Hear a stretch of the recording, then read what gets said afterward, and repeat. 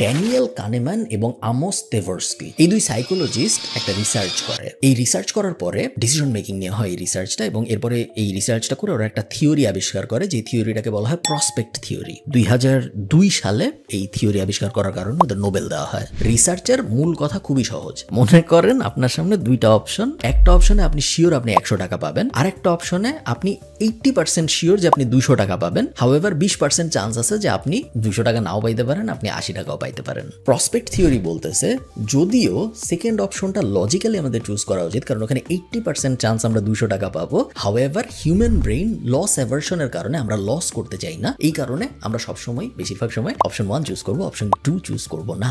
এটা নিয়ে অনেক রিসার্চ হয়েছে এবং এটা নিয়ে অঙ্ক আছে। একজন মানুষ লাভে যত আনন্দিত হয়, কোনো একটা কিছু লাভ হয়েছে আপনার, এটা আপনার যত আনন্দ হবে, সমপরিমাণ লসে আপনার তার থেকে 2.5 গুণ বেশি কষ্ট হবে। তো আপনার যদি 100 টাকা লাভ হয়, তাহলে আপনি যদি 100 আনন্দিত হন। আপনার যদি 100 টাকা লস হয়, তাহলে আপনি 250 দুঃখিত হবেন। আমি জানি না আমি বোঝাইতে পারছি না।